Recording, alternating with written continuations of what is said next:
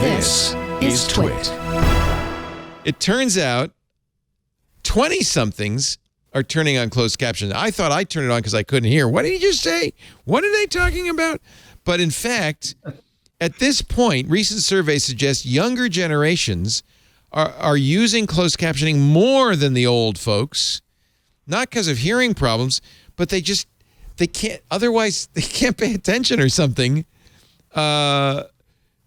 They talked to a 23-year-old who said, I can't think of a time in the past couple of months or years that I haven't had subtitles or captions on. He doesn't have any hearing problems, but he says it helps him focus on what's happening on screen, even when I have the sound on. Yep.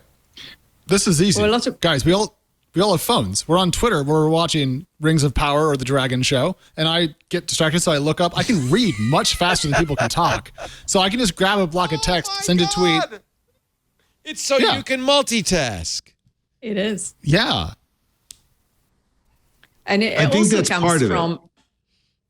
it. Yeah, I was going to say ahead. that for Gen Zers, it's also about the fact that because they do so much on phones, and a lot of times in places where they shouldn't be doing anything on a phone, so the sound is off. Right. So it's interesting that the 20-year-old says even when the sound is on, because in most cases it isn't.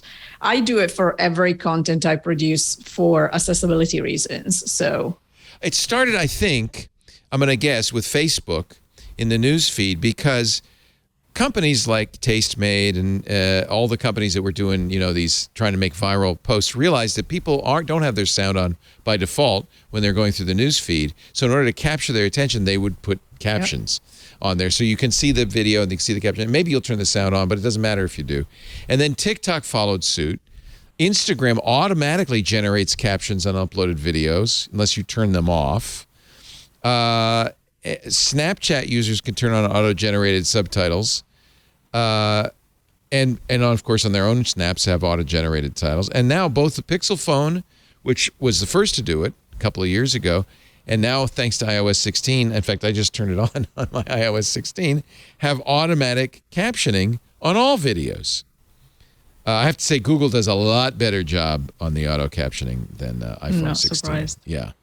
Nevertheless, I guess we're going to start having to put captions on all our podcasts too. People want captions. There's another reason for this, in addition to all the reasons stated already, which is that in recent years, sound design has gotten way more aggressive, and this has been pushed by Christopher Nolan primarily, and then others following suit, where it's actually dialogue is objectively less intelligible than it used to be. And there's a lot more content that we watch where people have strong accents. So the combination of lots of other noise going on in the content and people speaking in a way that's, a much broader range of accents means that there's kind of like a sort of utilitarian reason put on captioning. We just can't understand. It's not just old folks. Nobody can understand what's going on. Right. And also accents. It's interesting, though, that it doesn't seem that, although this is becoming more prevalent, that people are not actually investing. I was complaining about this on Twitter just a few weeks ago because my mom is visiting and she's watching Netflix in Italian with subtitles in Italian. And although the Italian is good, there's no correlation between what they say and what I can read. And it's not because it's wrong. It's just a totally different sentence. Because I don't think that, content creators are investing enough to actually have good, good subtitles and things done properly, especially for those markets like Italy, where everything is dubbed. There was a great piece on a Slash Film, came out last year, I think. They've just updated it. Here's why movie dialogue has gotten more difficult to understand. And they blame a bunch of things. Some of it's because of people like Chris Nolan, director of Tenet, Interstellar, and The Dark Knight Rises, who wants to sound more natural. Robert Altman started this, wants to have, hey, that's the way life is. Everybody's talking at the same time.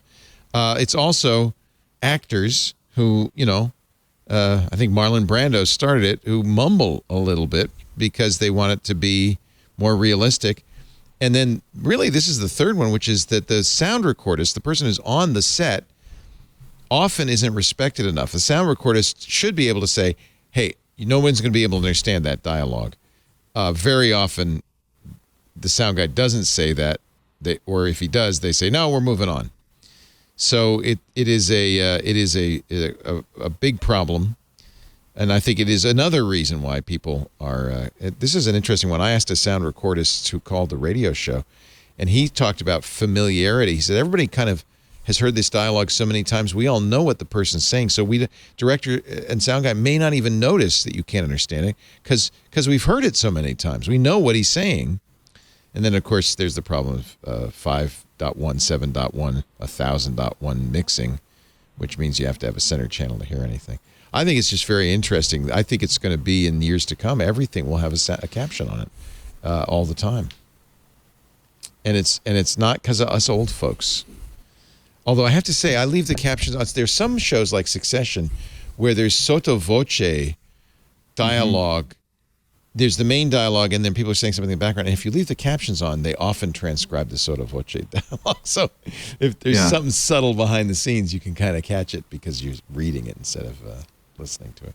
Well, the struggle here is that if you have a partner who disagrees with you on the use of captions, oh goodness gracious, it engenders a regular conversation about if they should be on or not. And I happen to have one of these spouses who does not appreciate them. And she says that if you want to understand what they're saying, stop looking at Twitter on your phone and watch. And I'm like, oh, she's bold. Honey, she's bold. I would not dare say that out loud. I have a spouse that is a brilliant and non-techie person, if that makes sense. She's not as digital. You mean she actually watches movies when they're on? Like, she will sit down and watch a movie. Crazy. That's it. How She'll does just somebody watch do a movie. That? How does somebody do that? My attention span is shot. I have no idea. No, I know. We're ruined. We're ruined. This is yet another interesting development in the world of augmented reality glasses. So Google has translation glasses, but basically those are going to be capable of providing closed captions for everything you hear. Every captions will be in the glasses. Yes. That's so awesome. in Alex's case, he'll be able to have closed captioning, and his wife won't have to see it because they'll be in his glasses. But I think a lot of people are going to do this in real life. They're going to have the time closed captioning on everything all the time. Who would have thought that? But you're absolutely right. That's going to drive more than anything AR. Yeah. So Google Glass, which we all had a brief moment in the product world. I got to wear it once, and I did get to use the software that would look at a sign in a different language, and it would change it to your language.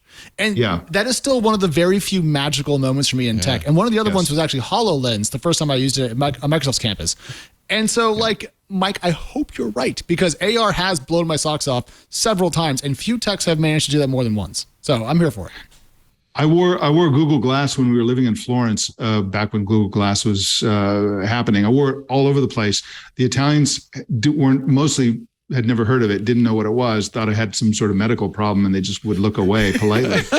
But I got a lot of photos and videos that I wouldn't have otherwise gotten, and I used that very same service called Magic Lens or something like that. Don't remember exactly what it's called. But yeah, you look at a sign, and it would give you the sign in English in the same typeface. Yeah. It was incredible. You can do that. You can do that with a phone now, of course. With a phone, yes. It's obvious you're doing that with menus or with signs. Yeah. I look forward to that. That'll be nice in the glasses. Yeah. The Italians were right, though, because he was suffering from the same disease that we all suffer from here on the show, which is acute nerdiness. And there's no cure. Case of glassholeness. There's no cure. Well, no, the cure, Leo, or the way to diminish the symptoms is to get 3% back on your Apple Card, apparently. Yes. That's solved it for me.